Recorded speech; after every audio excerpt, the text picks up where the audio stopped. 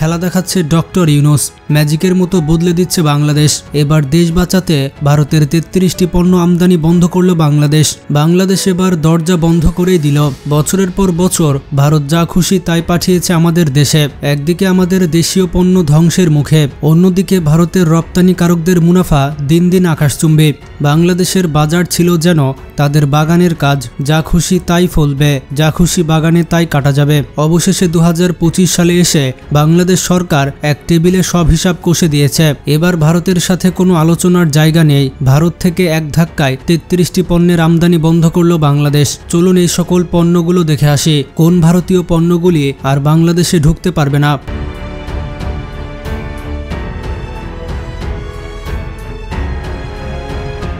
এই তালিকায় রয়েছে duplex board, newsprint, craft paper, cigarette paper, মাছ, সুতা, আলু, গুঁড়া দুধ, তামাক, রেডিও যন্ত্রাংশ, টিভি যন্ত্রাংশ, সাইকেল যন্ত্রাংশ, মোটর যন্ত্রাংশ, ফর্মিক শিট, সিরামিক সামগ্রী, স্যানিটারি সামগ্রী, স্টেনলেস স্টিল সামগ্রী, মার্বেল স্ল্যাব, বিভিন্ন ধরনের টাইলস, মিশ্র কাপড়, ছাপানো কাপড়, রয়েছে ডিনার সেট, গ্লাস এবং ওয়্যার, কৃত্রিম রেশমি সুতা, সস্তা প্যাকেটজাত নুডলস, সৌন্দর্য চর্চার প্লাস্টিক সামগ্রী, প্লাস্টিকের চামচ, বাজারজাত প্লাস্টিক বালতি, অ্যালুমিনিয়াম পাত, সস্তা ইলেকট্রিক সুইচ ও ফিটিংস, থার্মোকল ও ইউপিএস বক্স, কম দামি ফার্নিচার কাঠ, বাজেট রেঞ্জ কিচেন সেট এবং গৃহস্থালী প্লাস্টিক সামগ্রী। এই সিদ্ধান্তটি এসেছে জাতীয় রাজস্ব বোর্ডের পক্ষ থেকে, যেখানে স্পষ্টভাবে বলা হয়েছে এই পণ্যগুলো দেশের অভ্যন্তরীণ উৎপাদনের ক্ষতি করছে এবং কিছু ক্ষেত্রে অবৈধ রুটে ট্রানজিট হয়ে তৃতীয় দেশে রপ্তানি হচ্ছে, অর্থাৎ শুল্ক ফাঁকি দিয়ে বৈধ বাণিজ্য ব্যবস্থাকেও নষ্ট করছে এইসব ভারতীয় প্রোডাক্ট।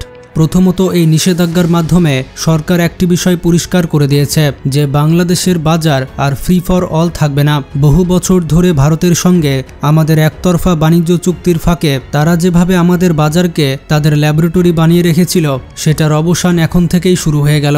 বহুদিন ধরে এই প্রশ্ন উঠে আসছিল ব্যবসায়িক মহলে, কিন্তু এবার সেটা নীতি নির্ধারকদের মিটিং টেবিল থেকেও বাস্তবে রূপ নিয়েছে। দ্বিতীয়ত, এই তালিকায় বেশ কিছু এমন পণ্য রয়েছে যেগুলোর দেশীয় উৎপাদন খুবই ভালো অবস্থানে রয়েছে, যেমন কাগজ, সিরামিক, স্যানিটারি সামগ্রী, মাছ, দুধ এবং কাপড়। সোজা কথা, আমরা নিজেরা এ সকল পণ্য উৎপাদন করতে পারি এবং করছিও।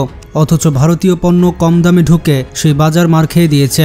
এতে দেশীয় শিল্প শুধু বিক্রি হয়নি, বরঞ্চ অনেক ক্ষেত্রে উৎপাদন কমিয়ে দিতে বাধ্য হয়েছে। এই পরিস্থিতি থেকে বের হওয়ার জন্যই এবার সরকার নিষিদ্ধ করে দিয়েছে ভারতীয় 33টি পণ্য।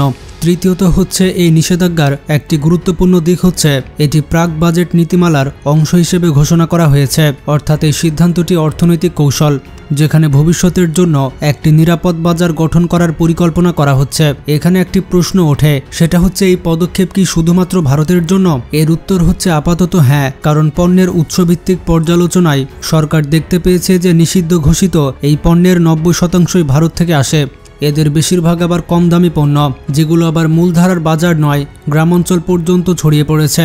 এর ফলে অনেক দেশীয় ক্ষুদ্র শিল্প যারা স্থানীয় চাহিদা পূরণ করে থাকে, তারা একেবারে দরজায় তালা দিয়ে দিয়েছে। আরেকটি বিষয় হচ্ছে, সরকারি নিষেধাজ্ঞার সময় কিছু সাবধানতাও রেখেছে, যেমন কাঁচা তামাকের কিছু উপাদান যেগুলো নির্দিষ্ট নিবন্ধিত বিড়ি কারখানাগুলো আমদানি করে থাকে, সেগুলোর জন্য বিশেষ শর্তে ছাড় থাকবে, অর্থাৎ যেখানে সত্যিকারের প্রয়োজন সেখানকার ব্যতিক্রম অনুমোদন থাকছে।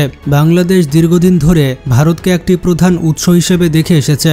বিশেষ করে আমদানির ক্ষেত্রে বহু বছর ধরে ভারত ছিল 1 নম্বর পছন্দের জায়গা, কারণ ভৌগোলিক নিকটতা, পারস্পরিক যোগাযোগ ব্যবস্থা এবং আগের অনেক বাণিজ্যিক সমঝোতার ফলে ভারতীয় পণ্য বাংলাদেশে দ্রুত ও সহজে প্রবেশ করতে পারে। কিন্তু এই সুবিধা একসময় ক্ষতির কারণ হয়ে দাঁড়ায়, কারণ ভারত থেকে আসা অনেক পণ্য দেশীয় স্থানীয় শিল্পের জন্য মারাত্মক প্রতিযোগিতা তৈরি করে। অনেক সময় এ সকল পণ্য এতটাই কম দামে আসে যে এগুলো উৎপাদন খরচই তুলতে পারে না। ফলাফল হিসেবে ক্ষুদ্র ও মাঝারি শিল্পে ধস নামে। বছরের পর বছর ধরে যে ব্যবসায়ী সংগঠনগুলো, শিল্প উদ্যোক্তারা এবং অর্থনীতিবিদরা বলে আসছিলেন, এইরকম পরিস্থিতি অব্যাহত থাকলে দেশের উৎপাদন খাত ধ্বংস হয়ে যাবে। বিশেষ করে যে সকল পণ্য বাংলাদেশ নিজে উৎপাদন করতে পারে, সেগুলোর ক্ষেত্রে সবচেয়ে বেশি চাপ পড়েছে, যেমন প্যাকেজিং কাগজ, সিরামিক টাইলস, স্যানিটারি ফিটিংস, প্যাকেটজাত দুধ, মাছ, কাপড়, গৃহস্থালী প্লাস্টিক। এই সব কিছুর স্থানীয় উৎপাদন ক্ষমতা থাকলেও ভারত থেকে এগুলো এত কম দামে ঢুকতো যে স্থানীয় কারখানাগুলো টিকতেই পারত না। এমন বাস্তবতায় সরকার প্রথমে পণ্যের তথ্য বিশ্লেষণ করে। দেখা যায় ভারতের সঙ্গে বাংলাদেশের বাণিজ্য ঘাটতি ক্রমাগত বাড়ছে, অর্থাৎ ভারত বাংলাদেশে প্রচুর পণ্য রপ্তানি করছে, কিন্তু বাংলাদেশ সেই দেশে খুব বেশি পরিমাণে পণ্য রপ্তানি করতে পারছে না। আবার যে সকল পণ্য ভারতে রপ্তানি করা হয় সেগুলো নানা বিধিনিষেধ, কোটা বা মান সংক্রান্ত বাধা জারি থাকে। এই একতরফা অবস্থার মধ্যে সরকার সিদ্ধান্ত নেয় যে সকল পণ্য দেশে উৎপাদন শক্তিশালী সেগুলো ভারত থেকে আমদানি বন্ধ করতে হবে। এই সিদ্ধান্ত বাস্তবায়নের জন্য জাতীয় রাজস্ব বোর্ড 2025 সালের এপ্রিল মাসে মোট 33টি পণ্যের তালিকা প্রকাশ করে, যেগুলো ভারত থেকে আমদানি করা নিষিদ্ধ করা হয়েছে। এর পেছনে 3টি মূল কারণ রয়েছে। প্রথমত দেশীয় শিল্প সুরক্ষা, দ্বিতীয়ত অপ্রয়োজনীয় আমদানির চাপ কমানো, তৃতীয়ত অপ্রত্যক্ষভাবে শুল্ক ফাঁকি বা অবৈধ পূর্ণ রপ্তানি পথ বন্ধ করা। এটি ঘোষণা করার পর আন্তর্জাতিক ও প্রতিবেশী প্রতিক্রিয়া খুবই স্বাভাবিকভাবে এসেছে। ভারতের কিছু রপ্তানিকারক গোষ্ঠী এতে অসন্তুষ্ট হয়েছে, কারণ বাংলাদেশের বাজার ভারতের অনেক ছোট মাঝারি ব্যবসার জন্য একটি গুরুত্বপূর্ণ রপ্তানি গন্তব্য। তারা দীর্ঘদিন ধরে এখান থেকে সহজে ব্যবসা করে আসছিল। এখন সেই প্রবাহ থেমে যাওয়ায় তাদের ব্যবসা ক্ষতিগ্রস্ত হচ্ছে। এই কারণে অনেকে প্রশ্ন তুলেছে, নিষেধাজ্ঞার ফলে কি দেশের বাজারে সংকট তৈরি হবে না? আসলে বিষয়টা পুরোপুরি ভিন্ন। সরকার এমন পণ্য নির্বাচন করেছে যেগুলো বাংলাদেশের ভেতরে উৎপাদন হয় অথবা অন্য দেশ থেকে সহজে আমদানি করা যায়, যেমন চীন, মালয়েশিয়া, ইন্দোনেশিয়া, থাইল্যান্ড, তুরস্ক, এমনকি মধ্যপ্রাচ্য থেকেও অনেক বিকল্প পণ্য আনা যাবে। ফলে এই নিষেধাজ্ঞার ফলে বাজারে ঘাটতির আশঙ্কা নেই, বরঞ্চ এতে স্থানীয় শিল্পে একটা ন্যায্য প্রতিযোগিতা তৈরি হবে। দেশের কারখানাগুলো আবার ঘুরে দাঁড়ানোর সুযোগ পাবে, নতুন উদ্যোক্তারা উৎসাহ পাবে এবং কর্মসংস্থানের ক্ষেত্রেও ইতিবাচক প্রভাব পড়বে। একদিকে আমদানি চাপ কমবে, অন্যদিকে দেশীয় উৎপাদন বাড়বে। এই পরিবর্তন বাংলাদেশের কৌশলগত অবস্থানকেও শক্তিশালী করেছে। বিশেষ করে দক্ষিণ এশিয়ার ভেতরে যেভাবে ভারসাম্য পরিবর্তন হচ্ছে, সেখানে বাংলাদেশ নিজেকে একটি স্বাধীন সিদ্ধান্ত গ্রহণকারী রাষ্ট্র হিসেবে প্রতিষ্ঠা করছে। চীন, তুরস্ক, মালয়েশিয়া এবং দক্ষিণ পূর্ব এশিয়ার অন্যান্য দেশের সঙ্গে বাণিজ্য সম্প্রসারণ এই নীতির অংশ, যার ফলে ভারতের ওপর নির্ভরতা কমে যাবে এবং একচেটিয়া প্রভাবও হ্রাস পাবে। এই নীতির প্রয়োগের আরেকটি সুবিধা হচ্ছে দেশি ভোক্তার চাহিদার সঙ্গে দেশি পণ্যের মিল বাড়বে। আগে দেখা যেত অনেক ভারতীয় পণ্য সস্তা হলেও মানে খুব একটা ভালো ছিল না।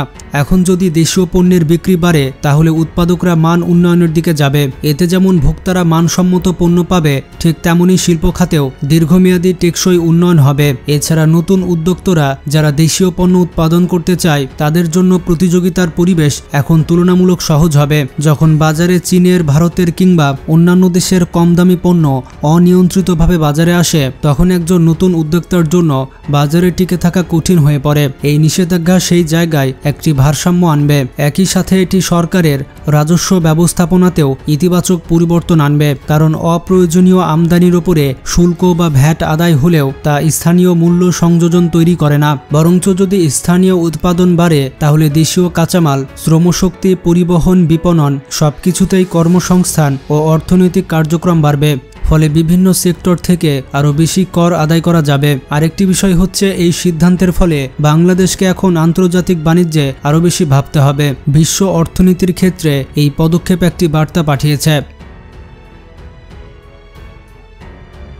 বাংলাদেশ এখন আর একতরফা সিদ্ধান্ত মেনে নেওয়ার দেশ নয়। এখন অন্য সব দেশও বুঝে যাবে, যদি বাংলাদেশের সাথে ব্যবসা করতে হয় তাহলে স্থানীয় শিল্পের প্রতি সম্মান দেখাতে হবে। অনেক সময় দেখা যায় বড় দেশগুলো ছোট দেশগুলোর বাজারকে নিজেদের দখলের জায়গা মনে করে। বাংলাদেশ এই ধারণার বাইরে যেতে যাচ্ছে। এছাড়া এই সিদ্ধান্ত বাস্তবায়নের জন্য সরকারের বিভিন্ন সংস্থাকে এখন আরও সংগঠিতভাবে কাজ করতে হবে। বিশেষ করে কাস্টমস, বাণিজ্য মন্ত্রণালয়, শিল্প মন্ত্রণালয় এবং রাজস্ব বোর্ডকে সমন্বয় করে কাজ করতে হবে, যাতে করে এই নিষেধাজ্ঞা কার্যকর হয় এবং কেউ যেন ভুল পথে এই সকল পণ্য আবার প্রবেশ করাতে না পারে। এই সিদ্ধান্তের কারণে দীর্ঘমেয়াদে দেশীয় শিল্পের মান উন্নয়ন হবে। বন্ধুরা, কারা কারা ডক্টর ইউনূসের এই সিদ্ধান্তকে অ্যাপ্রিসিয়েট করছেন এবং কারা কারা ডক্টর ইউনূসকে পছন্দ করেন কমেন্টে জানিয়ে দিন। আর আপনি ডক্টর ইউনূসকে কতদিন ক্ষমতায় দেখতে চান সেটিও কমেন্টে জানাতে ভুলবেন না। ভিডিওটি সবাইকে শেয়ার করে জানিয়ে দিন। ভালো থাকবেন। আল্লাহ হাফেজ।